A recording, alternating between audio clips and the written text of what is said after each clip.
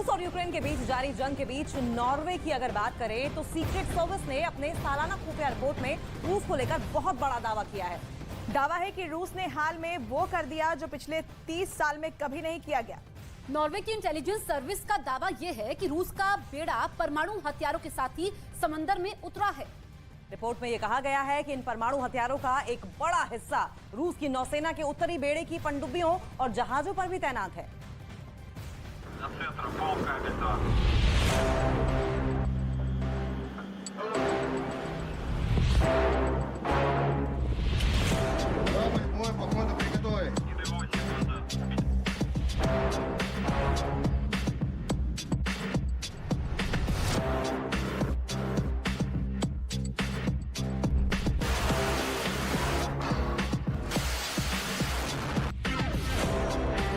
Putin की परमाणु सेना कहां चली? समंदर में हुई हलचल से दुनिया क्यों डरी? रूस ने ऐसा क्या कर दिया जो पिछले 30 साल में नहीं किया?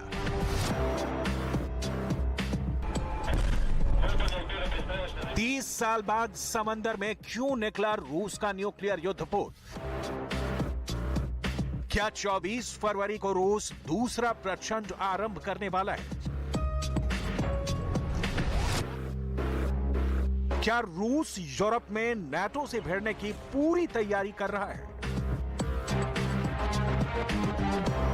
नॉर्वे की इंटेलिजेंस सर्विस ने एक डरावनी रिपोर्ट जारी की है। रूस की सेना से जुड़ी एक ऐसी रिपोर्ट जिसके सामने आने के बाद नए युद्ध की आशंका बढ़ाने वाले तमाम सवाल खड़े हो गए।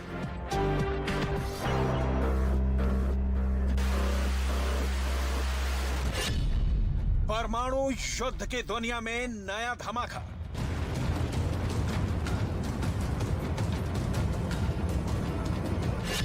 क्या समंदर बनेगा न्यूक्लियर वार का एपिसेंटर?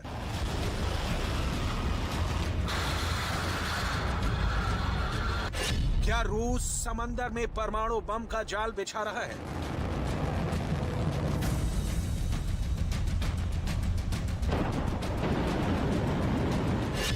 रूस के जखीरे में सबसे घातक परमाणु मिसाइल कौन है?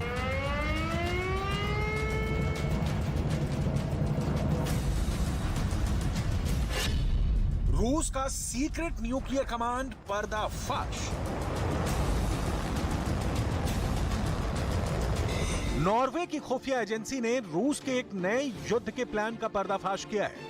युद्ध भी ऐसा वैसा नहीं। नॉर्वे की इंटेलिजेंस सर्विस का दावा है कि रूस ने परमाणु युद्ध के सीक्रेट प्लान को समंदर में आगे बढ़ा दिया है।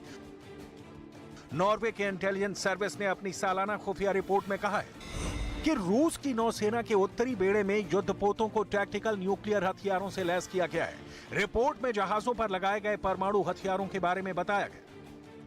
रिपोर्ट में दावा किया गया है कि 30 साल में यह पहली बार है जब रूस का बेड़ा परमाणु हथियारों के साथ समंदर में उतरा है। रिपोर्ट में कहा गया है कि इन परमाणु हथियारों का एक बड़ा हिस्सा रूस की नौसेना के उत्तरी बेड़े की पनडुब्बियों और जहाजों पर तैनात है।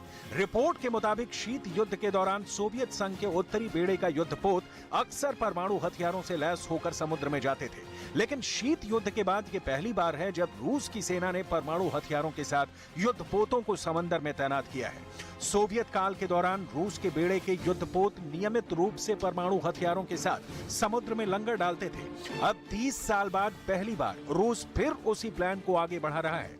नॉर्वे की इंटेलिजेंस सर्विस रिपोर्ट में दावा किया गया है टैक्टिकल न्यूक्लियर हथियारों से लैस युद्धपोत और पनडुब्बियों को रूस ने आर्कटिक सागर और बाल्टिक सागर में एक साथ उतार दिया है। आर्कटिक सागर और बाल्टिक सागर में टैक्टिकल न्यूक्लियर हथियारों की मौजूदगी को नेटो देशों के लिए गंभीर खतरा बताया गया है। Denmark, Sweden, Finland, Estonia, Latvia, Lithuania, Poland और जर्मनी की सीमा बाल्टिक सागर से जुड़ी हुई है। वहीं आर्कटिक सागर में परमाणु हथियारों से लैस युद्धपोत और पनडुब्बियों से सीधा खतरा नॉर्वे, स्वीडन, फिनलैंड और अमेरिका तक को है।